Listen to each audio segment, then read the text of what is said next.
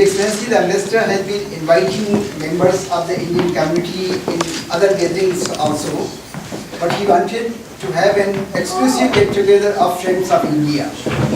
It is nice that all of you have come here despite your busy schedule. The attitude of Indian authorities was somewhat different in 60s and 70s towards Indian diaspora. The Indian government was more concerned with the issue of brain drain and wanted that all the Indians who have gone abroad for higher education, etc., must return to the country so that the services of the Indians who have acquired higher qualification and expertise may be utilized for the welfare of their countrymen. The situation changed with the spread of globalization in 18 and early 90s, and the government of India realized that Indians who have gone abroad can benefit the country by their expertise in academic field and by their economic power, even while remaining abroad, and even if they have become nationals of other country. By that time, the persons of Indian origin were getting important positions in the local administration in various countries and acquired the potential to be important opinion maker in local political, economic, social and academic circles. The Indian government initiated the PIO card scheme in 1998, wherein the cardholders had a long-term visa and had almost same benefits as the Indian national, except that they couldn't contest the elections, couldn't vote, and could not purchase agricultural property. The scheme was updated to OCI card scheme in 2005, wherein the card holder is being issued lifelong visa and all the benefits available to PIO card holders, and also had the option to apply for Indian citizenship after holding OCI cards for 5 years. The Indian believes in the concept of universal brotherhood. We know that a good human being will think of the welfare of humanity without being restricted by the political borders. We also know that it is natural for the person of Indian origin to have a special affinity with country of their birth or the birth of their forefathers. We in the embassy are always willing to help members of Indian diaspora. Any person who wants any help or any clarification can talk to me or any of my colleagues. Even if I have to seek approval of ambassador, it doesn't take much time since ambassador believes in keeping his table clean, and any file sent to him for decision or approval is received back within half an hour at the most. Today's program include a flute recital by Mr. Anurag Choudhary, which I am sure all of you will enjoy. And there is a book released by Mrs. Kiran Ahuja and addressed by Mr. Mitra, who is one of the senior most Indian immigrant here in Sweden. So I would request Mr. Mitra to come forward and address the gathering.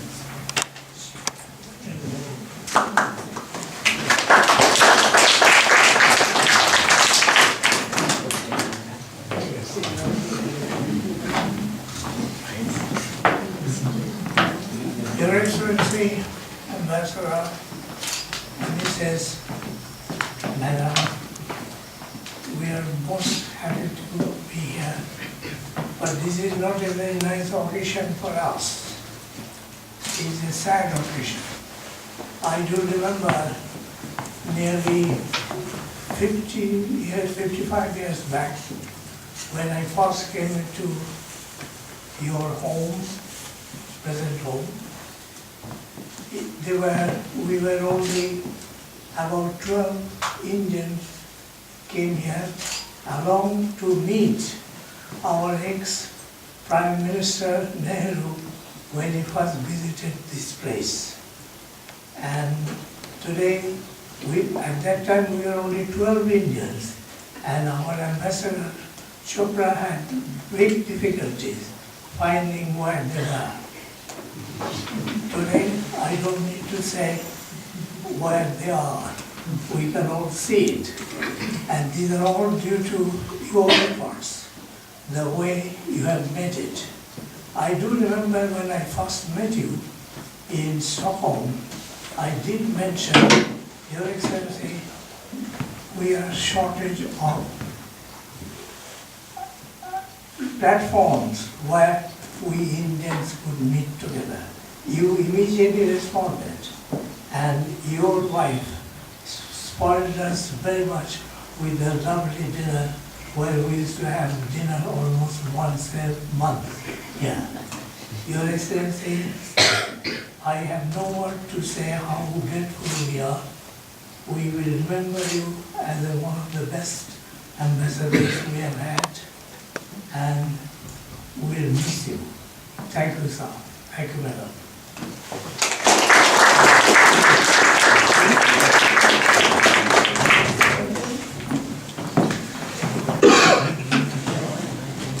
Thank you so much, Mr. Mitra. And to continue, I would like to invite Mr. Anurag Choudhary to perform for us on flute.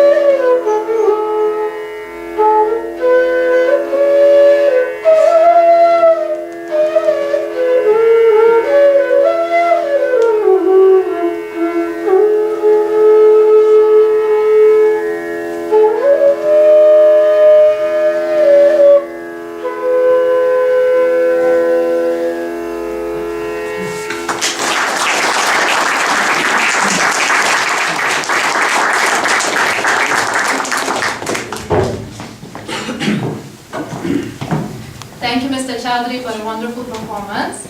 And now I would like to invite His Excellency Mr. Ashok Sajjanhar, Ambassador of India to Sweden and Latvia.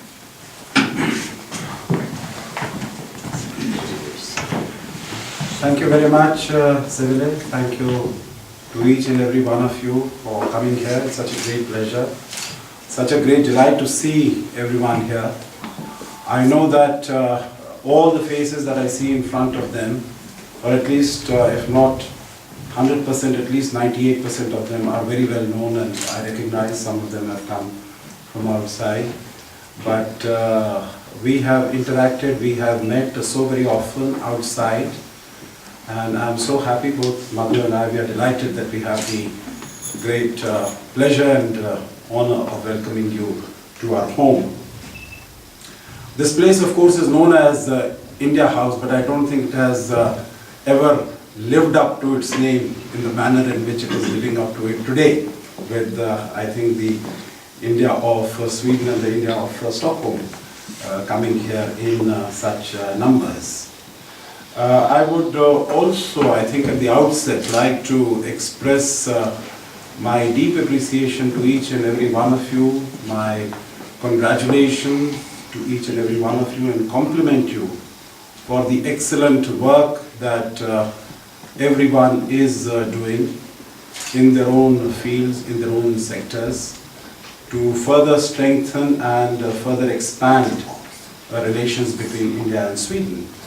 I think I'm not sharing any secret with any one of you when I say that India over the last several years, over the last few decades, has become an increasingly important entity and an increasingly important country in the world. And one of the most important reasons for that is the manner in which our diaspora has performed. The manner in which our brethren, our countrymen who are living outside the country, the way they have performed in each and every sense of the word. I have been to very many countries, and I have had a personal experience to witness that, whether it was in Washington or when we were in Belgium, in Brussels, or when we were in Moscow or in Bangkok. I've seen it at first hand how the importance and the respect and the profile of India and Indians has been increasing all over the world. And I think that is to a very large extent a result of what all of you have been doing.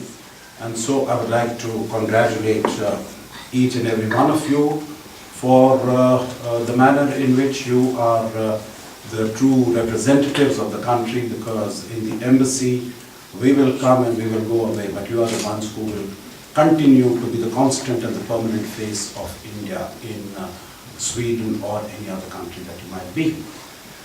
Friends, I have had very many occasions to speak to you, to speak to the Indian community, and particularly on national days where I know that for the last 3, 4, 5 that I have addressed, I have always spoken about number one, the manner in which India has been growing, India has been expanding, and number two, the manner in which bilateral relations between India and Sweden have been growing.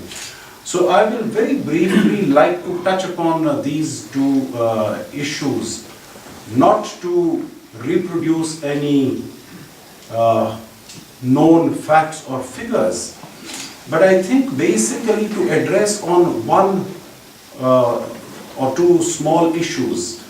And I'm sure one of the issues that exercises the minds of very many people here also, and that is that many of the international analysts and commentators who are talking or writing about the India growth story seem to be in a rather tearing hurry to write an obituary on that growth story, saying that the best is behind. In any case, it was always a mirage, and it was never to happen. And the message that I wish to give to all of you today is that possibly the rise of India was a little overblown when it was being mentioned. But definitely the fact that it is time to say goodbye to the India rising story, it is highly exaggerated. And I will, since this is not the forum, but I will just mention a few points for your consideration on that. I think what is being mentioned in terms of the reasons on which all this argument is based is that the foreign direct investment from India is, if not fleeing, it is not coming in such large numbers as it was in the past. Number two, that the inflation is very high. Number three, that the growth rate, the GDP growth rate has come down. And I will like to suggest that none of these factors or aspects is really valid or relevant when we take a macro perspective on a long-term basis. And there I would like to give you one or two or three case points in that. The first is, India is basically a domestic demand-driven economy. Our exposure to international trade or to exports is barely 15–16%. So whatever might happen to our trading partners, whether it is Europe or it is USA, it is not going to have all that much of an impact as far as the growth of the Indian economy is concerned. Secondly, I think when we are talking about foreign direct investment, we are talking about numbers of, let's say, $30 to $35 billion. Now, Indian investment, India's saving rate is one of the highest in the world.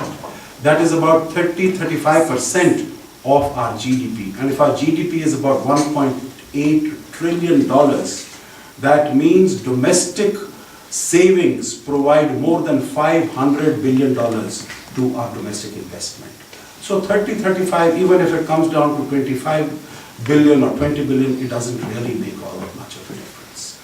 When we talk about the banking sector, we have non-performing assets of only about 2%. So that is, if you compare it to some of the other countries, let us say like China, that has more than 20% of the non-performing assets. We are not really dependent upon exports.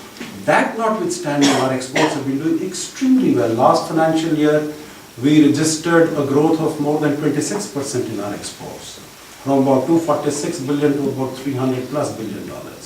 I don't want to put any of more facts or figures, but just to give you this message that the Indian economy, whatever might be happening in terms of the GDP growth, last year it was about 7%. This year the World Bank and IMF have said that it is going to be 7% plus, as also next year.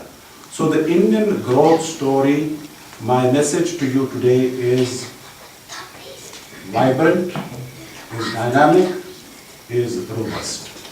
And that is the way we are going. On the bilateral front also, I think the country here does recognize what is, Sweden does recognize what is the potential and what is the future of our bilateral partnership. That is why we have a large number of visits two ways. You will see, I was looking at our bilateral trade figures, and maybe it might come as a bit of a surprise to some of you when I saw that the figures for the first 6 months of the last financial year, they are equal to our total exports to this market just 2 years ago. What we exported in 2009, we exported in the first 6 months of 2011-2012. And the same is borne out by the figures from the Swedish sources, because they have the calendar year. There is always a mismatch in all these figures. But 2 years ago, our exports to this market were in the range of $550 to $600 billion. And last year, in 2011, our exports to this market were more than $930 billion. So an increase of about, even by their own import statistics, it's an increase of more than about 60%. So bilaterally also things are going in terms of, if you look at the exchange of visits, it is going on extremely well.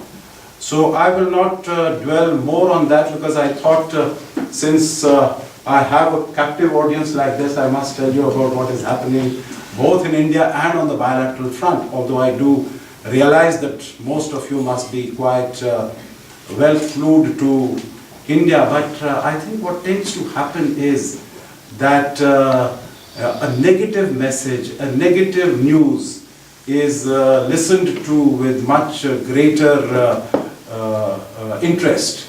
And possibly that is right, we should know what is wrong, because until and unless we know what is wrong, we will not know what we need to do to set it right. So it is important that we know what can be improved, what can be changed. But it is also important to keep in perspective where we are going, where we have moved, whether it is at the level of poverty level, how it has come down, whether it is in terms of inclusive growth, all the initiatives that have been taken, whether it is in the area of right to education, or it is in the area of right to information, or it is in the area of employment guarantee schemes, or food security legislation, or empowerment of women. I could go on. But there are very many initiatives that have been taken, are being taken. And I'm very happy to inform you that this, whatever one might have seen, might be a little blip on the scene, but the general trend is rapidly moving up. And what the intention of the government is to have inclusive growth, and I think government realizes it. Unless there is growth, we cannot really focus on the poverty levels in the country. So that having been said, let me today come to one of the major highlights of the event today. Before I do that, I would like to thank Mr. Mitra for his very kind and warm and gracious words. You have, anyway, I'll speak about that, but it's always a great pleasure to be with you, and so happy that Mrs. Mitra is also here, and we have, during our stay here, enjoyed our time with you. And also thank Anurag for his beautiful performance, which has given us so much of joy and happiness. Anurag, why don't you come and sit here? There is lots of space, please come.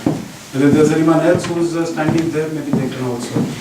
Important highlight of today, and at the outset I would like to express, and I'm sure I do it on behalf of each and every one of you, to convey our warmest felicitations and sincere greetings to Kiran ji for this great achievement, wonderful achievement. I must say that I have personally immensely enjoyed reading the book. And when I was going through it, I did not feel that it is the first time effort.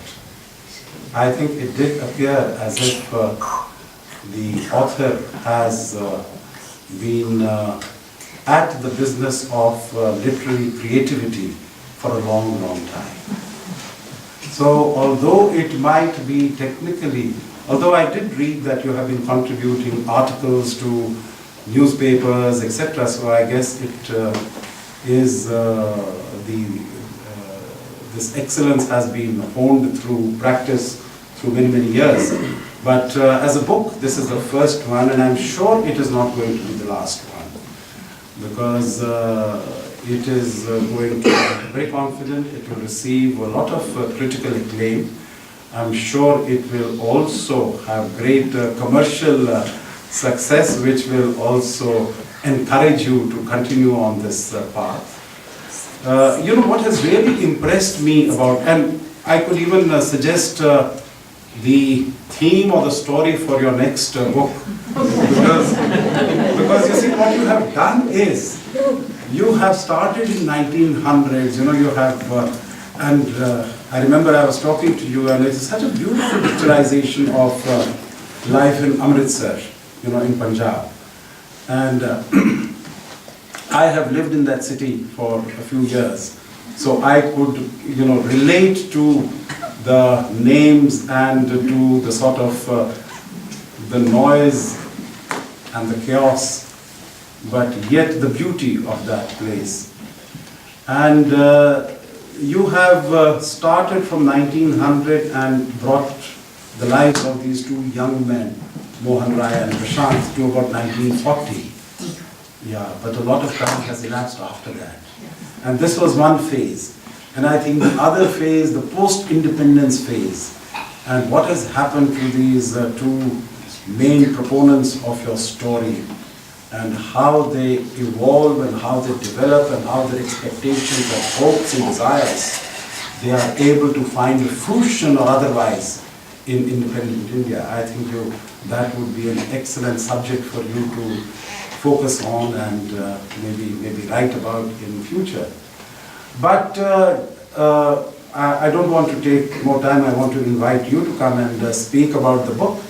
But what really has impressed me is that in very simple language, but a very evocative, I think it really draws a pen picture in front of your eyes. And as I was coming here and I opened the book, and in the first, I think 30-40 pages, you describe the Jallianwala Bagh massacre in 1919. And this is so very, very visual that you get transported to what you have described and the way you have built up the whole scene. So my deepest congratulations to you for this significant achievement. And if I can invite you, and we can, I know that the books are available here, but we can jointly release the book. Yes. And maybe you can...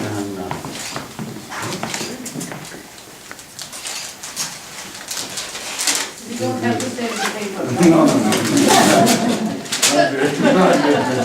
No, but I think it is with such love and tenderness and care that I'm sure you have created this. So I think its release should be also with equal, similar sentiments and feelings. So this is the book, and I have great pleasure and great happiness in releasing it and launching it. And good luck and all success to you in future.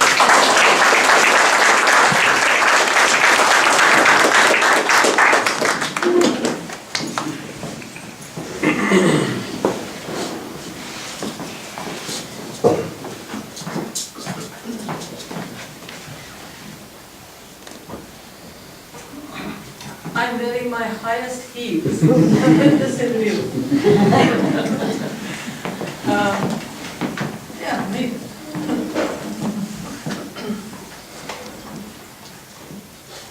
Thank you, Your Excellency.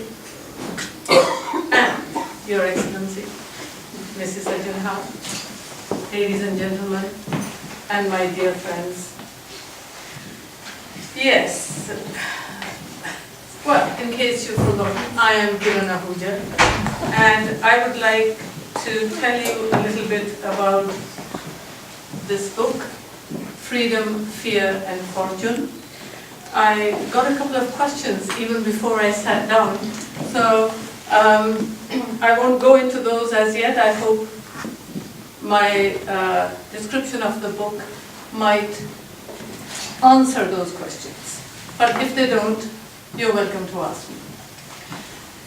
As His Excellency pointed out, the book takes place between 1900 and 1938, to be precise. It finishes in 1938.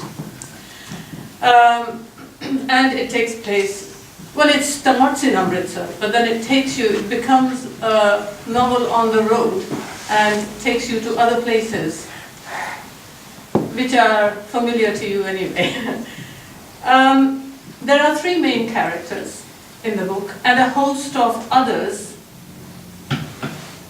surrounding these characters. Eventually it becomes an adventure story, but also an adventure in relationships. There are a lot of personal relationships within the characters which are parallel to the adventure of one of the characters. Now the three main characters are Biba. Her freedom has been curtailed due to the social norms of the day, and she questions why. So this is the theme of the book, freedom.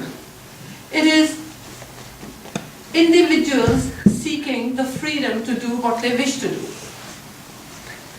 to leave what is and aspire for new horizons as such. In the background, you have the entire nation that is seeking freedom from British rule, also doing the same thing. It wants to leave what is and start a new beginning and go for new horizons. Now these two freedoms, the individual and the larger picture of the country, are intertwined in the story. Now, Biba's story, she questions why her freedom has been curtailed. Then she has her brother, the other character is Mohan Rai, and Mohan's friend and classmate, Prashant Singh. Prashant Singh is a poor farmer's son, and he does not want to be a farmer. So he finds the only way out of that is to study. And through education, he says, I'm ready to do anything, be a chowkidar, be a fan puller, anything, but I don't want to be a farmer. But his bhabhi, his sister-in-law, says that he is just a lazy, good-for-nothing who wants to read books because he doesn't want to do the back-breaking work in the fields with his brothers. Mohan Rai, he is the son of a spice dealer. And his father says, how are you going to learn the quality of spices? By reading books. The spice trade is doing well, Mohan. Learn to like it. But Mohan doesn't like it. He can't stand the accumulated smell of all the spices in his father's shop. So these two boys, they work very hard on their studies to be able to launch off on a new platform. And they gain, the word gain, admission to Khalsa College. Now that platform sends one of them, Prashant, into success and fortune. But there is a dark shadow following his life. And that platform catapults Mohan into the adventure of his life. It throws him on a road that is threatening, there is danger, there is fear, and that road leads him to dark places. There are no clear-cut heroes or villains in the book. The characters respond according to the readers, your values. You judge them. The characters are ordinary human beings. Mohan is a timid 17-year-old, in part of the book at least. But there are times when the heroic element does surface and he can take an action. Prashant, on the other hand, is a stronger character. He knows exactly what he wants. But when he is able to take what he wants, you may not agree with him. I would like to read a passage from the book for you. Yeah, I've got crosses on it so that it doesn't get, this copy doesn't get mixed up with the others, because I've scribbled a little inside the book. Oh, I need my glasses. For signs of old age, if not other.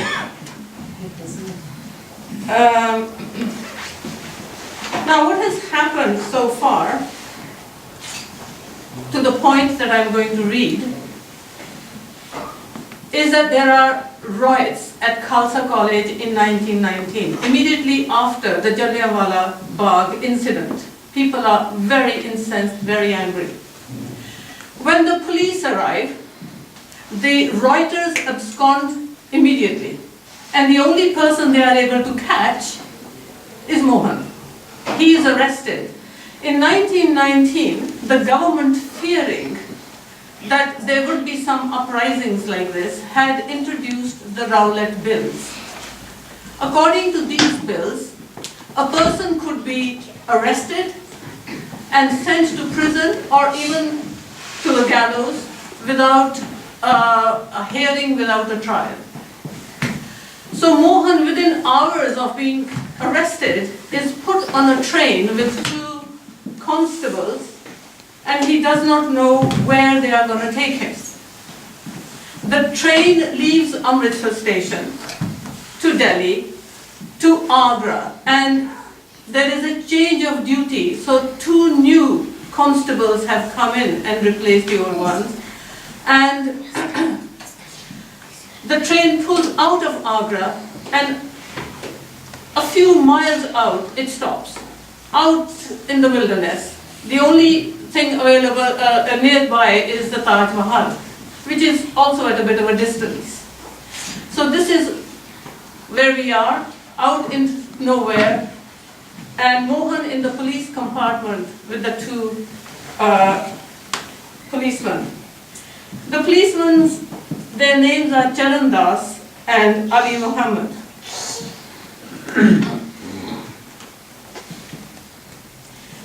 The 2 policemen looked at Mohan. He was aware of their gaze, but he kept his eyes concentrated on his bare feet and his shoes that were protruding slightly from under the seat. "You boy." "Yes, sir." "Do you want to stretch your legs for a bit?" Mohan did not answer, and Charan Das took that as a confirmation. "Well, we're going to give you some exercise, but be sure that if you try any tricks, you will be a dead boy." "Yes, sir." "Well, come on then." Mohan hastily put on his shoes and followed them out.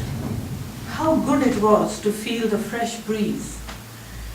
They walked in single file with Mohan in the middle towards the back of the train and onwards on the railway tracks in the direction towards Agra station.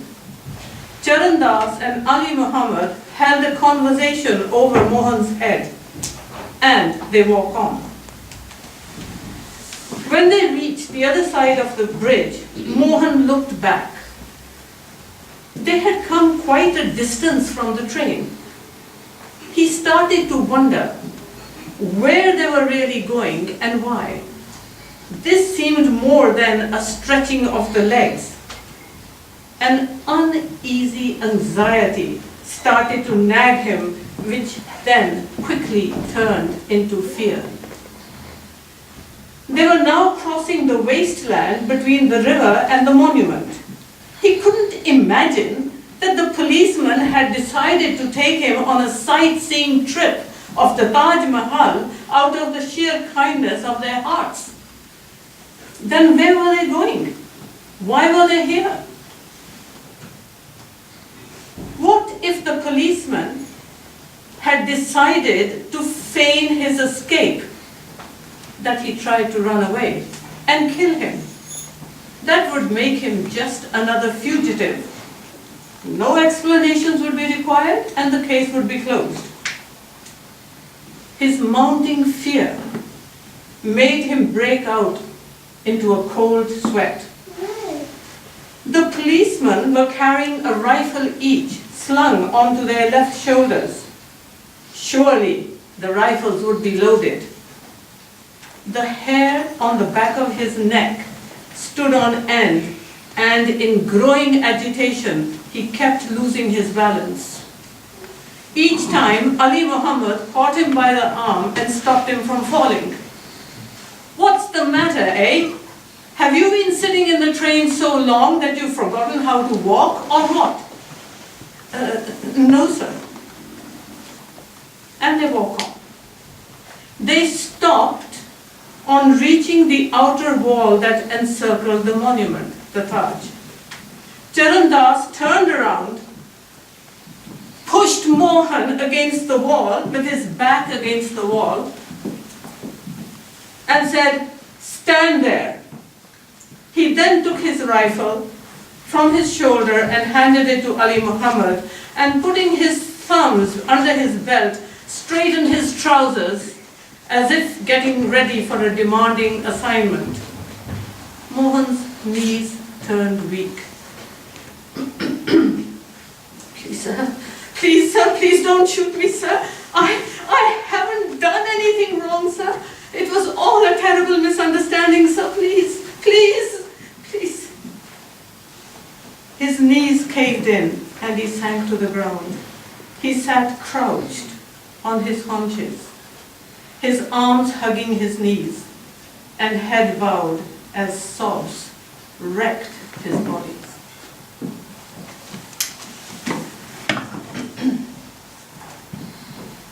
Thank you so much for listening to me.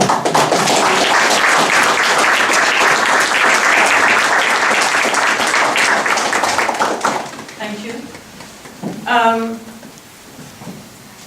I hope you will read the book. You could ask your local libraries to get it for you. I know it will be available at the Stockholm Stadsbiblioteket within a day or two. Sureka is here to vouchsafe that. Should you buy the book, I would be very happy if you keep it on your coffee tables so that it's a conversation piece. And please lend it out to as many people as you can. Thank you once again for listening to me, and thank you, Your Excellency, for giving me this opportunity and this huge honor of releasing the book for me. Thank you.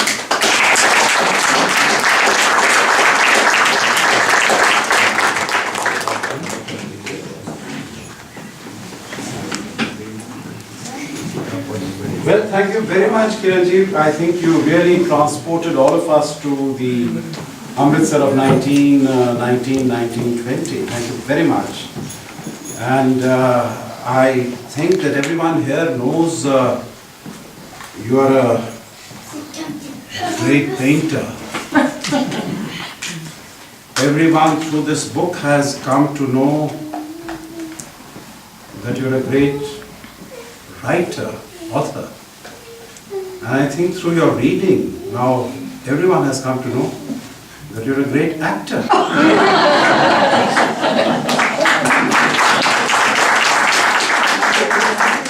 I think this is the discovery of a very, very multifaceted personality that you've seen today.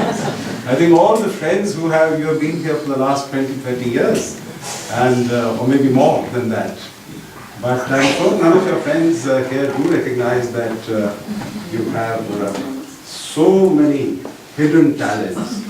So maybe the journey of discovery has already begun and there's more discoveries in the future as we go on. But once again, thank you very much, and it's a great pleasure for us in the embassy and for me personally to have this book released. You were saying that there are questions, there are comments, and I'm sure we will get an opportunity now to interact with the celebrated author, and so anything you have to say, unless someone feels a great urge to speak out, and I'll be happy to give her or him the floor. But if there is none, I'm sure there'll be great opportunity now to talk as we meet and mingle. But before I were to sort of sign off and invite all of you for drinks and dinner, let me also take the opportunity to recognize, because we have a number of other very distinguished and eminent authors amongst us. And I'm sure maybe all of you are aware. And first I would like to refer to Krishna ji, because I have had the pleasure of reading her book, and I think everyone here would have read her book. And I told her when I read it that it is 2/3 Simla and 1/3 Sweden. But now that she has spent so many years in Sweden, maybe she also needs to sort of reflect on her time here and maybe sort of have a continuation of what she had written. I thoroughly enjoyed it, what you had written. So I'm so happy that you are here at the launch of this book when, Kiranji's book is being launched, and maybe in future there will be possibilities of sequel and sequel to be released here at this residence, maybe together. So let us hope for that. And I know that, of course, not in the same genre of books, but we have Dr. Segar, who has, this is something that is quite out of the depth of many, but a fascinating subject. Nuclear safety in light water reactors, and of course this is something that both India and Sweden can work together on very much. It's a fascinating subject for future energy generation, although it's become a little controversial lately. But precisely for that reason, this book is so very important and this book is so very relevant. So I have great pleasure in recognizing it. And I have one last book which I would like to bring to your attention. And that is of someone I'm sure most of you are familiar with. This has been written by the wife of a former colleague of mine who used to live in this house and was an occupant of this house. Ambassador Paramjit Sahai. And his wife, Nina Sahai, has written this book. It is Journeys, Diplomatic and Artistic. And there is a chapter on Sweden also, which I have found fascinating and interesting. So her daughter was here with us and she stayed with us for a few days, I think about 2 weeks ago. And she got this book signed by her mother. Tanya was here, she got it signed by her mother. And I said, I'll be very happy to inform all their friends here, and I'm sure they have very many friends in this community, and tell them also about this artistic achievement of the mother. So once again, let me thank each and every one of you for coming here, for being here with us this evening. It gives me truly great happiness and pleasure. And I wish you all success in whatever you are doing. And let me assure you that we in the embassy and I personally would always be ready and happy to interact with you, to meet with you, and to take care of any problems or difficulties or issues that you might face.